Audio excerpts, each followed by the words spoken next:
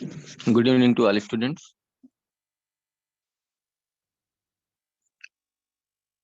अनु, साइमीन, नवीन, नीलेश, दिनेश, राहुल, रिया, जाकिर। ठीक है, हम लोग बात कर रहे हैं ड्राई कफ की। और ड्राई कफ का मतलब है सूखी खांसी। और सूखी खांसी के इलाज में हम लोग जो दवाइयां यूज करते हैं उनमें हम क्या करते हैं कि कफ सेंटर को सप्रेस कर देते हैं। राइट। तो ऐसी बहुत सारी दवाइयां हैं जो हमारे कफ सेंटर को सप्रेस करके सूखी खांसी को दबा देते हैं। ऐसी दवाइयों को हम लोग बोलते हैं cough centre suppressant. Cough centre suppressant, जिसका दूसरा नाम एंटी टस्सिव है। ये एंटी टस्सिव वर्ड आप लोग याद रखेंगे, है ना। शिफा, अनु, विकास, रजनी। बार बार इसलिए है, हम लोग आराम आराम से पढ़ते हैं शायमीन, है ना, कि सब लोग जो है इसको याद कर लें। जिन लोगों ने नहीं याद करा है सुन सुन के याद कर लें। तो एंटी टस्सिव हम लोग यूज करते हैं। एंटीटस्सिव में हमने कल बात करी थी कि बहुत इंपॉर्टेंट एक ड्रग है और वो है ओपियाइड। याद आया आपको? ओपियाइड ग्रुप की ड्रग्स हैं, उन पे हम लोग चर्चा कर रहे हैं कि ओपियाइड हम लोग कैसे देते हैं। और ओपियाइड में जो सबसे इंपॉर्टेंट ड्रग है, जो मेडिसिन है, वो है कोडीन। कोडीन। कोडीन की टेबलेट भी आती है और कोडीन के सिरप भी आते हैं। लेकिन आज मैं ये बताऊंगा कि इसको बैन भी कर दिया गया है। और बैन क्यों कर दिया गया आपको पता है? क्योंकि ये मॉर्फिन ग्रुप की ड्रग है। राइट। और मॉर्फिन ग्रुप की ड्रग होने की वजह से ये नशीली दवाई थी। तो इसमें क्या था कि हम मरीज को बताते थे 2 चम्मच सुबह, 2 चम्मच दोपहर, 2 चम्मच रात में। और मरीज कैसे लेता था? 2 बोतल सुबह, 2 बोतल दोपहर में, 2 बोतल रात में।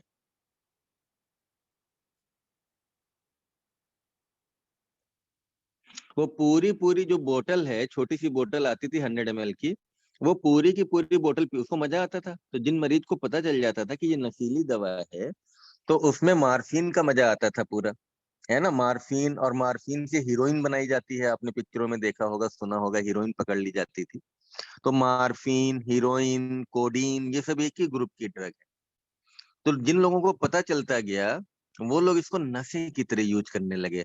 और बजाय 2 चम्मच पीने के, है ना, पूरी बोतल पी जाते थे। धीमे धीमे देखा गया इसकी ब्लैक मार्केटिंग होने लगी, है ना। इधर बांग्लादेश, पाकिस्तान, यहाँ पे सब जो है ये ब्लैक मार्केटिंग हुई। अभी 3-4 साल पहले ये सब पकड़ा गया। और अल्टीमेटली, है ना, ऐसे कफ सिरप जिनमें कोडीन होता था, उनको ब्लैक लिस्टेड कर दिया गया, है ना, मना कर दिया गया। एक बहुत इंपॉर्टेंट सिरप था कोरेक्स।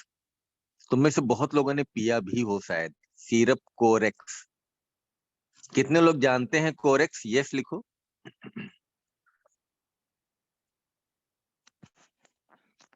बहुत बार पिया है ना। तो कोरेक्स जो है, आप में से बहुत लोगों ने देखा होगा। तो कोरेक्स में पहले कोडीन आता था। अब चूंकि कोरेक्स बैन हो गया, तो कोरेक्स की जगह अब कोरेक्स डीएक्स आने लगा। और यहाँ पे डीएक्स का मतलब है डेक्स्ट्रोमेथार्फन, जिसके बारे में हम लोग बात करेंगे। तो कोरेक्स में ड्रग बदल दी गई। अब कोडीन की जगह डेक्स्ट्रोमेथार्फन कर दिया गया। तो ये भी हम लोग बात करेंगे। तो चलो मैं स्टार्ट करता हूँ आप लोगों के लिए। राइट। तो स्क्रीन शेयर करता हूँ। कल मुझे बहुत नींद आ रही थी, मैंने बड़ा मुश्किल से पढ़ाया था, पता नहीं क्या लिखा हुआ है उल्टा सीधा, मैं देख रहा हूँ तो हंसी आ रही है।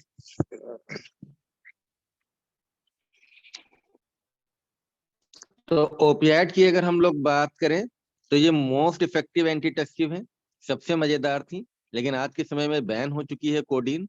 और ये कोडीन कैसे काम करती है, मैंने आपको बताया था कि कोडीन कैसे काम करती है। ये सीधे सीधे कफ सेंटर को जो है सप्रेस कर देती है। राइट। और साइड इफेक्ट ऑफ कोडीन बहुत इंपॉर्टेंट थे, है ना। यहाँ पे एक बात आप देखो, ये लगभग 6 आवर के लिए काम करती है। तो इसीलिए अगर हमारा सिरप होता था, तो सिरप आपको कितनी बार देना पड़ेगा? टीडीएस या क्यूआईडी, है ना। टीडीएस का मतलब 3 बार, 3 टाइम्स। और क्यूआईडी का मतलब 4 टाइम्स। तभी तो आप 24 आवर मेंटेन कर पाओगे। वरना रात में मान लो पेशेंट ने खा लिया, सिरप पी लिया 9 बजे और 6 घंटे उसका असर है, तो सुबह 3 बजे फिर खांसी आने लगेगी। तो आपको अगर 6 आवरली दोगे तो आपको जाके 4 टाइम्स है ना देना पड़ेगा 24 घंटे, कफ सेंटर सप्रेसेंट की तरह यूज करने के लिए। यहाँ साइड इफेक्ट बहुत इंपॉर्टेंट है।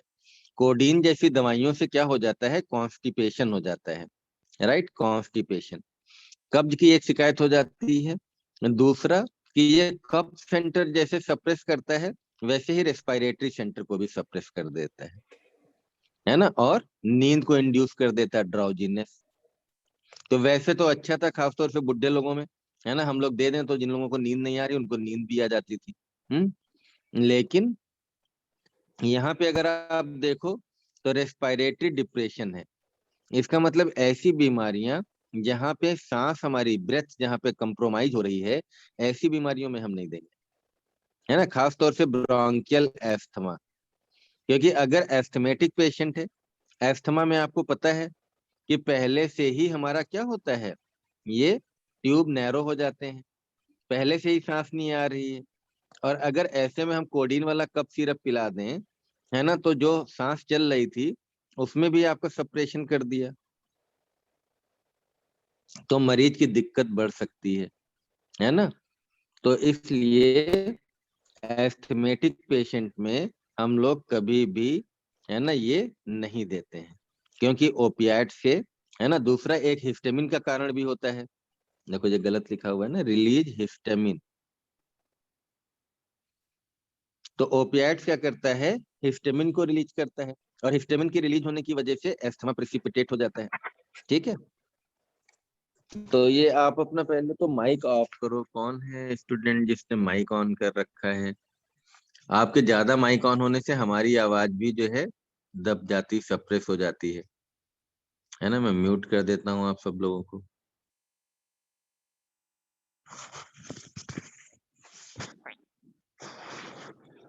तो एस्थमेटिक पेशेंट्स में आपके ओपियाट्स क्या करते हैं, एस्थमा प्रेसिपिटेट कर देते हैं। इसीलिए एस्थमा के पेशेंट्स में हम लोग, है ना, इसको अवॉइड करते हैं। या कोई भी पेशेंट जिनको कोई भी ऐसी बीमारी हो जिसमें रेस्पिरेटरी रिजर्व कम हो, हम ऐसी बीमारी में ये कफ सिरप यूज नहीं करेंगे। कोडीन की टेबलेट जो है डायरिया में भी हम लोग यूज करते थे। क्यों? क्योंकि ये जो है कॉन्स्टिपेशन कराता है। तो अगर किसी की बहुत ज्यादा फ्रिक्वेंसी है ना, तो हम लोग वहां पे इंटेस्टाइनल मूवमेंट कम करने के लिए कोडीन की टेबलेट को यूज कर सकते हैं। ठीक है, normal day to day practice में नहीं यूज किया जाता है डायरिया में, तो ये सिर्फ पढ़ने के लिए है। बाकी जब हम डायरिया पढ़ाएंगे तो हम बताएंगे कि कोडीन ग्रुप ही की दूसरी ड्रग्स हैं, जैसे लोपेरामाइड है, उसको हम लोग यूज करते हैं, ना कि कोडीन को यूज करते हैं, राइट। तो यहाँ तक सबको समझ में आ गया ना?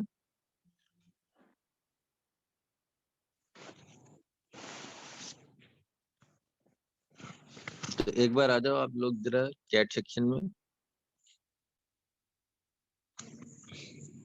क्लियर है सबको यहाँ तक? वेरी गुड, वेरी गुड, बहुत बढ़िया। ठीक है, तो अब हम लोग अगली ड्रग ले रहे हैं।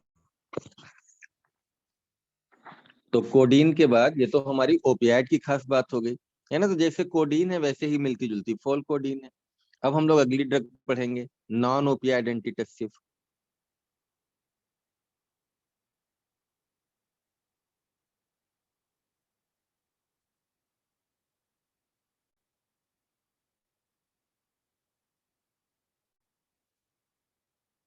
नॉन ओपियाइड एंटीटसिव, ठीक है। और इसमें जो है मेनली दो दवाइयों के बारे में हम लोग बात करने वाले हैं। एक है इसमें नॉस्कापिन, और दूसरी है इसमें डेक्स्ट्रोमेथार्फन।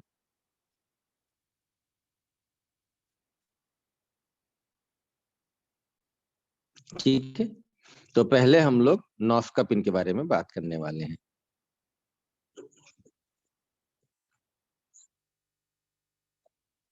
अब आप देखो, नॉस्कापिन, मजेदार बात क्या है, पहली बात अगर मैं लिखूं तो बड़ी मजेदार बात आपको लगेगी, और वो है कि it is an opium alkaloid. ये भी जो है ओपियम का ही पार्ट है, वही मार्फिन वाले ग्रुप की ही ड्रग है, right. Opium, it is an, या ऑल्सो वर्ड लगा देता हूं, it is also an opium alkaloid. लेकिन यहाँ ग्रुप हमने क्या लिखा है, नॉन ओपियाइड एंटीटसिव। तो ये बड़ा कंट्रोवर्शियल हमें लगता है, क्योंकि नॉस्कापिन इज ओपियाइड, लेकिन इसको रखा हम लोगों ने नॉन ओपियाइड एंटीटसिव में है। ऐसा इसलिए है कि जो मॉर्फिन और कोडीन में जो नशे वाले लक्षण हैं वो नॉस्कापिन में नहीं है। ठीक है, तो क्या खास बात है, मैं लिख देता हूं इसमें, इट डिप्रेसेस कफ। कफ को तो डिप्रेस कर रहा है, बट, लेकिन अच्छी बात क्या है, बट नो नारकोटिक। नारकोटिक विभाग होता है ना, तो नशे वाली प्रॉपर्टी इसमें नहीं है। No एनल्जेसिक,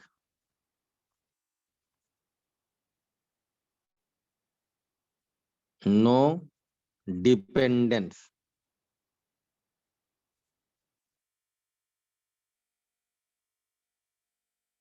inducing property. तो खास बात क्या हो गई, कितनी मजेदार दवा है ना, कि हमारा कफ तो सप्रेस हो रहा है, डिप्रेस हो रहा है, लेकिन नारकोटिक, एनल्जेसिक और डिपेंडेंस इससे नहीं होता। मार्फिन और कोडीन से डिपेंडेंस भी हो सकता है, हम उसके आदी हो जाते हैं दवा के, क्योंकि मजा आने लगता है ना, तो नशे के हम लोग क्या हो जाते हैं, आदी हो जाते हैं। ठीक है, दूसरी खास बात क्या है कि अगर हम लोग बात करें तो ये लगभग कोडीन के बराबर ही है। तो यहाँ पे हम ब्रैकेट में लिख देते, equipotent, equipotent antitussive, equipotent antitussive as codeine. Effective उतनी ही है जितनी की कोडीन थी, लेकिन इसमें क्या है, नशा कम हो रहा है। ठीक है, दूसरा, अब यहाँ पे एक हम नोट करके बात लिख दें, लेकिन नोट करके जब लिख देते हैं तो आपको थोड़ा याद रहती हैं वो चीजें। एक प्रॉब्लम ऐसी है जो कि जो कोडीन में भी थी वो इसमें भी है, और वो क्या है, मैं लिख दे रहा हूं, it can release histamine. Histamine ये भी रिलीज कर रहा है, ठीक है, तो it can release histamine and produce ब्रोंकोकॉन्स्ट्रिक्शन।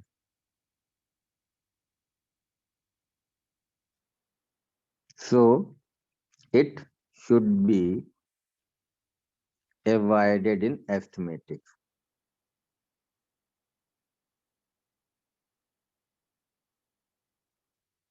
तो एस्थमा वाली प्रॉब्लम यहाँ भी नहीं खत्म हुई। ठीक है, तो ये नॉस्कापिन हो गई। अब दूसरी वाली ड्रग हम लोग पढ़ लें। दूसरी कौन सी है, डेक्स्ट्रोमेथार्फन। दो दवाइयां थी इसमें,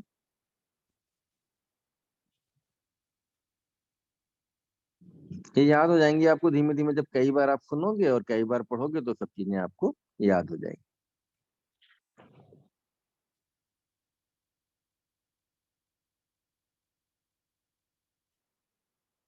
तो डेक्स्ट्रोमेथार्फन की सबसे पहली बात क्या है ना, कि ये आज की डेट में मोस्ट पॉपुलर कफ सप्रेसेंट है।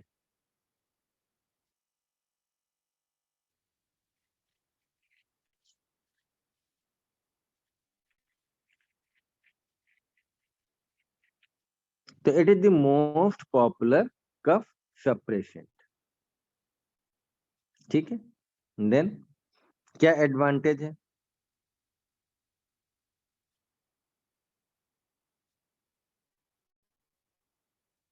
पहला कि नो कॉन्स्टिपेशन, इससे कॉन्स्टिपेशन नहीं होता है।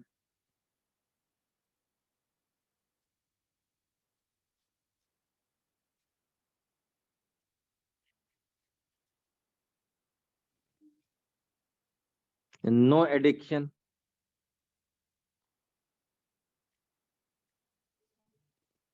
एडिक्शन नहीं होता है। तीसरा,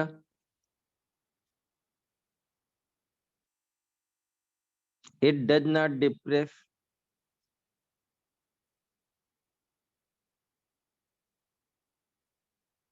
म्यूकोसिलरी फंक्शन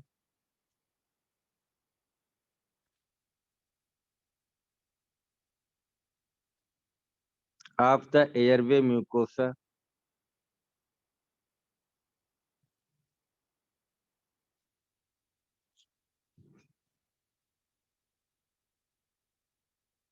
म्यूकोसिलरी फंक्शन को भी गड़बड़ नहीं करता है। ठीक है,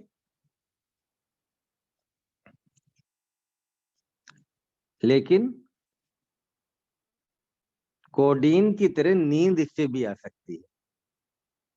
तो साइड इफेक्ट में अगर हम लोग बात करें तो डिजीनेस, चक्कर आ सकता है, डिजीनेस, नॉजिया, ड्राउजीनेस। तो नींद के झोंके आ सकते हैं, ड्राउजीनेस, हल्की फुल्की उल्टी लग सकती है या चक्कर आ सकते हैं। ठीक है, तो ये कॉमन साइड इफेक्ट हैं जो डेक्स्ट्रोमेथार्फन से हो सकते हैं। तो ये काफी अच्छी दवा है, इससे हमें एडिक्शन भी नहीं हो रहा है, इससे हमें कॉन्स्टिपेशन भी नहीं हो रहा है ना, और हमारी कफ भी ठीक हो जा रहा है। इसीलिए it is the most popular cough suppressant. आज की डेट में ज्यादातर कफ सिरप में आपको डेक्स्ट्रोमेथार्फन ही मिलेगा। ठीक है, तो अब आगे बात करते हैं नेक्स्ट ग्रुप के बारे में।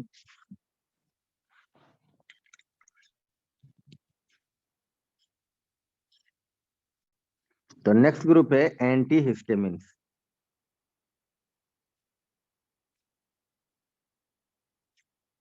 एंटी हिस्टामिन,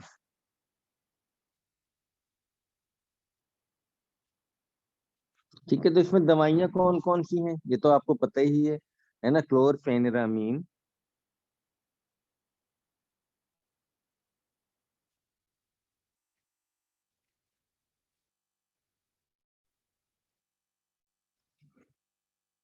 मेलिएट भी कई बार लगा होता है ना, और इसी को हम लोग सीपीएम बोलते हैं, chlorpheniramine मेलिएट, CPM.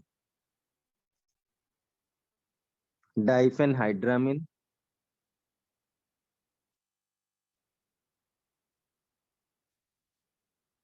डाइफेनहाइड्रामिन, promethazine,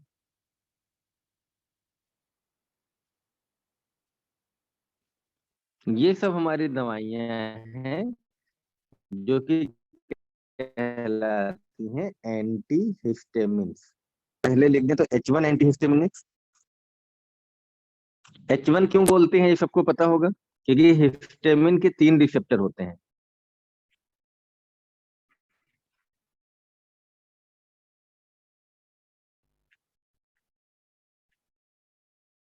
H1, H2, H3। ठीक है, जिसमें से जो H1 ब्लॉकर है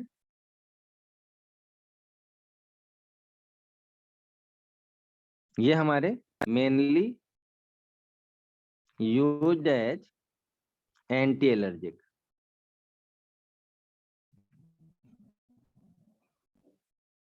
और जो हमारे H2 ब्लॉकर हैं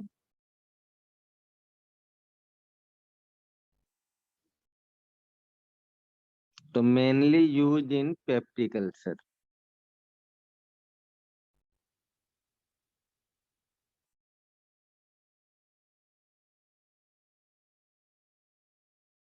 ठीक है, H2 ब्लॉकर, जैसे एग्जांपल आपने देखा होगा रेनिटिडीन। तो हिस्टामिन के बड़े इंपॉर्टेंट रिसेप्टर हैं, 3 receptor, H1, H2, H3। H3 का ज्यादा काम अभी नहीं है, लेकिन H1 एलर्जी वाले रिसेप्टर्स हैं और H2 हमारे गैस्ट्रिक ग्लैंड्स में है। तो H2 ब्लॉकर्स जब हम देते हैं तो एक्चुअली ये क्या करता है, एसिड सिक्रीशन को कम करता है।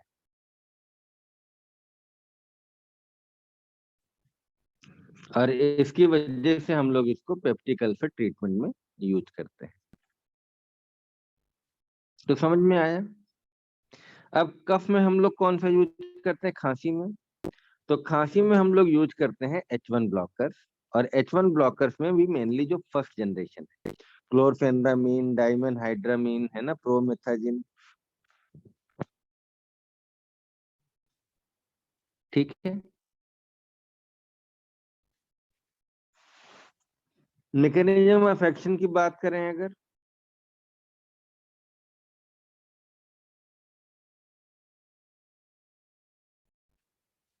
तो एक्चुअली ये कफ सेंटर को सप्रेस नहीं करती हैं, लेकिन इनकी वजह से सिम्टम्स में बहुत आराम मिल जाती है। तो पहले तो ये लाइन लिख देता हूँ मैकेनिज्म ऑफ एक्शन में, these drugs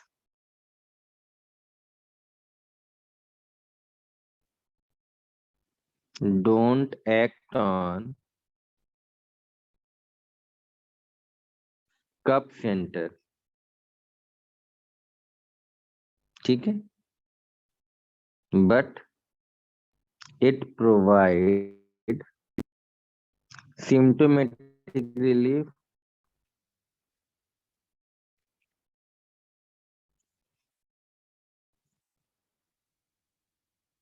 due to sedative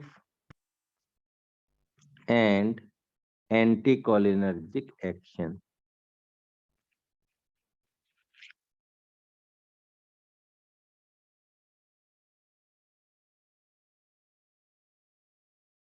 ठीक है। अब फिडेशन में आप देखो कैसे काम करेगी। फिडेशन में क्या होता है, जब आपको नींद आती है तो आपके रिफ्लेक्सेस वीक हो जाते हैं, ये तो पता है।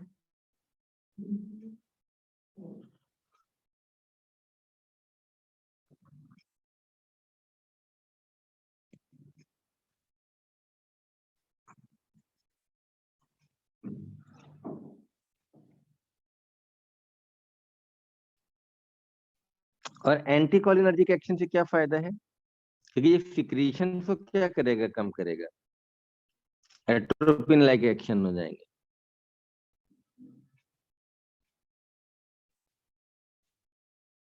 ठीक है, तो ये समझ में आया सबको। तो क्लोरफेनामिन में लिए डाइफेनहाइड्रामिन एंड प्रोमेथाजिन, ये थोड़ी इनसे नींद आती है और थोड़ा सा एंटीकोलिनर्जिक एक्शन होता है, लेकिन इससे फायदा क्या है कि ये मरीज को सुला देंगी आराम से, कफ सेंटर सप्रेस हो जाएगा। और ये जब हम 2-3 दिन 4 दिन की दवा दे देते हैं तो धीमे धीमे मरीज क्या करता है, रिकवर कर जाता है। ठीक है।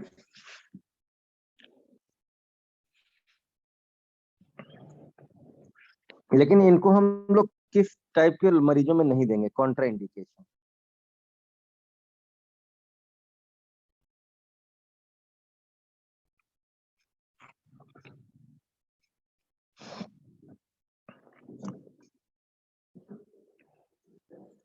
एक्चुअली जो फर्स्ट जनरेशन एंटी हिस्टामिनिक्स हैं ये सिडेटिव होती हैं, तो नींद इनका बहुत बड़ा इंपॉर्टेंट साइड इफेक्ट है। इसीलिए स्टूडेंट्स या मोटर ड्राइवर में हम लोग H1 एंटी हिस्टामिनिक्स नहीं यूज करते।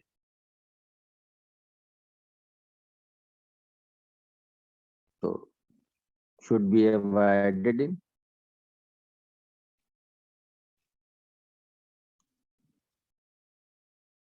स्टूडेंट,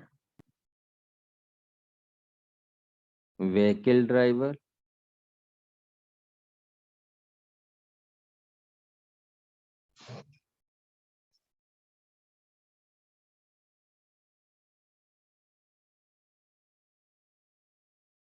ठीक है।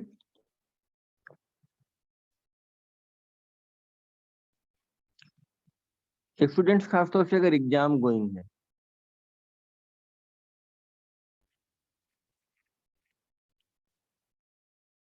हल्की नींद ही तो आएगी। तो एग्जामिनेशन में अवॉइड करना है, बाकी समय में आप दे सकते हैं, चाहे तो आपकी मर्जी पे है।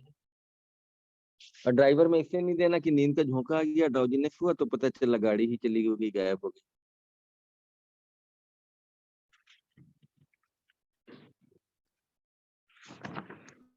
अब आप देखोगे कि बहुत सारे कफ सिरप आते हैं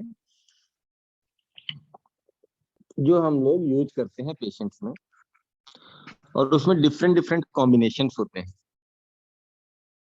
ये जो मैंने दवाइयां बताई हैं, और स्पेशली जो फर्स्ट उस पे देखा था तुम लोगों ने, ये चार्ट याद करना है आपको। इसमें निशान हमने पहले से लगा रखे हैं। ओपियाइड में 2 याद करेंगे, कोडीन एंड फॉलकोडीन। नॉन ओपियाइड्स में भी आप 2 कम से कम याद करें, नॉस्कापिन एंड डेक्स्ट्रोमेथासोन। और इसमें हम सारी याद करनी है, क्लोरफेनिरामिन, डाइफेनाइट्रामिन, क्लोमेथाजिन, ये सब आपको याद करना है। ठीक, तो आज इतना ही रखते हैं। अभी पैथो की क्लास भी लेनी है। क्वेश्चन हम लोग कल डिस्कस कर लेंगे। 1-2 क्वेश्चन अगर किसी को पूछने हैं तो पूछ सकता है जल्दी से।